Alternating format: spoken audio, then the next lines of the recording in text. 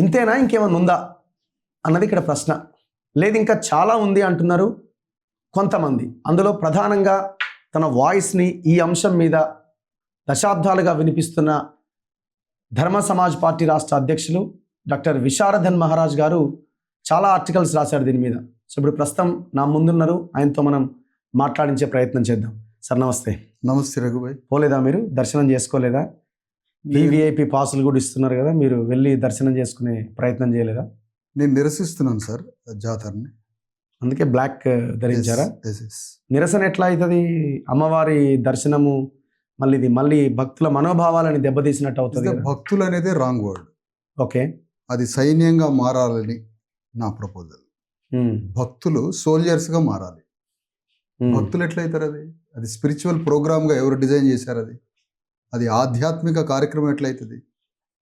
అది ఒక చరిత్రలో బలిపీఠం ఎక్కినటువంటి ఒక పెద్ద వీరగాథ. అది అంత పెద్ద వీరగాథలో ప్రతీకారం తీర్చుకోవలసినటువంటి వారసులు భక్తి శ్రద్ధలతో బెల్లాలు సమర్పించడం ఏమిటి, మొక్కులు చెల్లించుకోవడం ఏంటి, యాటలు కోళ్ళు సమర్పించడం ఏంటి, పసుపు కుంకాలు సంబంధించి లేదంటే అక్కడికి వెళ్ళి మాకు బిడ్డలు కనాలి అని మొక్కు అడగడం ఏంటి, ఇదంతా ఒక ఆధ్యాత్మిక కార్యక్రమంగా మలిచిన కుట్ర ఎందుకు జరిగింది అనేది నా ఆలోచన. అక్కడికి వచ్చినటువంటి భక్తులు అని మీరు అంటున్నారు, 1,000,000 మంది సైన్యంగానే మారితే, ఇఫ్ ఒకవేళ అక్కడికి గ్యాదర్ అయినటువంటి 1 crore పీపుల్ సోల్జర్స్గా మారితే 24 hours మన రాజ్యం వస్తుంది తెలంగాణలో. వీళ్ళు సోల్జర్స్గా మారతారని వీళ్ళని భక్తులుగా మార్చారు. రాణి రుద్రమాదేవి దగ్గర జాతర జరిగిందా? ప్రతాపరుద్రుడి దగ్గర జాతర జరిగిందా?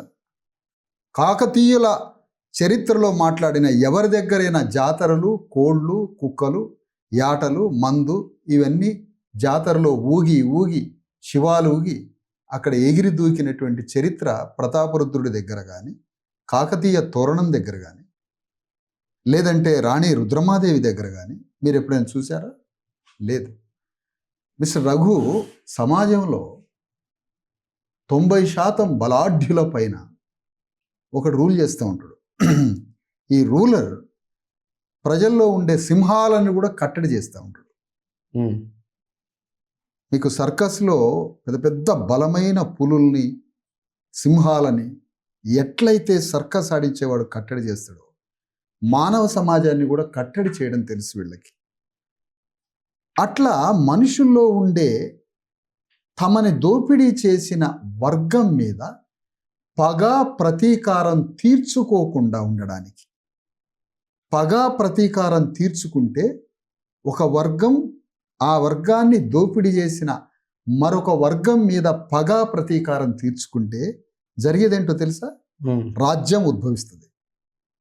అట్టడుగు వర్గాలైనటువంటి భూమిపుత్రులైన ఈ దేశంలో అణగారిన వర్గాలైన ఆదివాసులు, ఇండిజినస్ పీపుల్, వాళ్ళకు రాజ్యం ఉన్నది.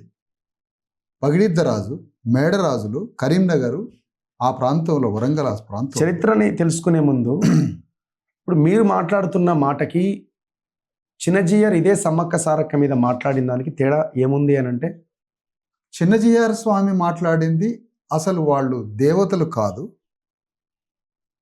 అని ఆయన వాళ్ళని అవమానించిన మాట అది. నేను కూడా దేవతలు కాదంటున్నా, ఆధ్యాత్మిక దేవతలు కాదు. నా సమ్మక్క, నా సారలమ్మలు, నా గోవిందరాజు, నా పగిడిద్దరాజులు, నా జంపన్నలు, నా నాగులమ్మలు, నా సారలమ్మలు, ఈ దేశాన్ని పరిపాలించిన మహారాణులు, మహారాజులు, దేశంలోని అత్యద్భుతమైనటువంటి పరిపాలన అందించినటువంటి కింగ్స్ ఫ్యామిలీస్ అవి. చిన్నజీఆర్ స్వామి చెప్పింది వాళ్ళు మాట్లాడుకునే వాళ్ళ హైందవ దేవతలు ఎవరైతే ఉన్నారో ఆ దేవతలతో సమానంగా వీళ్ళు ఎక్కడ ప్రొజెక్ట్ అవుతారని అవమానించినటువంటి సంఘటన అది.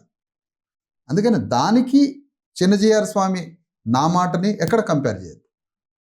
ఒక్కొక్కరు ఒక్కొక్క దృక్పథం. నేను మాట్లాడేది నా వాళ్ళు హిస్టరీ, మాది చరిత్ర. ఆధ్యాత్మికం అంటే అద్దంటే ఆకాశం, ఆకాశంలో జరిగిన సంఘటనలుగా ఇవి.